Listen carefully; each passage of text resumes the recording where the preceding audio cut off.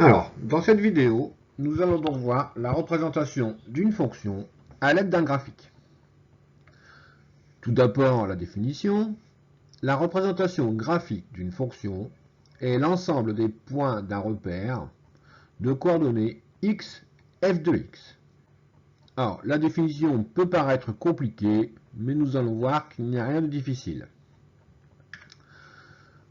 Voilà un exemple de représentation graphique d'une fonction petit f. Tout d'abord, remarquons que sur l'axe des abscisses se trouvent toujours les antécédents, alors que les images, elles, se lieront sur l'axe des ordonnées. Voilà un petit moyen mémotechnique pour le retenir.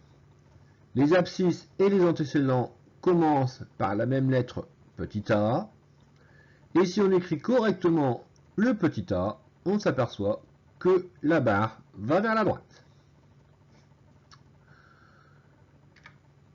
Prenons maintenant un point x sur l'axe des abscisses.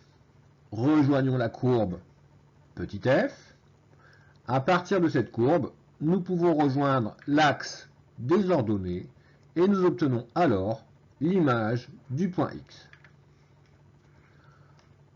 Le point sur la courbe a donc bien pour coordonnées le point x et le nombre f de x.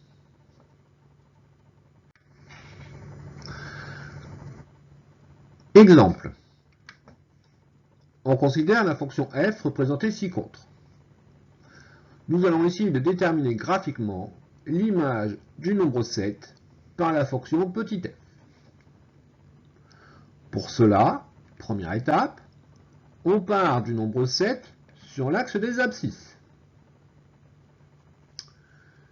À partir de ce nombre 7, on rejoint la courbe verticalement. Une fois que nous sommes arrivés sur la courbe, nous rejoignons l'axe des ordonnées pour pouvoir lire l'image du nombre 7.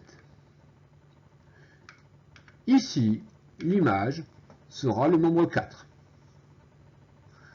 Nous avons donc f de 7 est égal à 4. Deuxième question, déterminons graphiquement les antécédents du nombre 1. Cette fois-ci, le nombre 1 va se lire sur l'axe des images. Nous traçons la parallèle à l'axe des abscisses et nous apercevons que cette parallèle coupe la courbe en 3 points.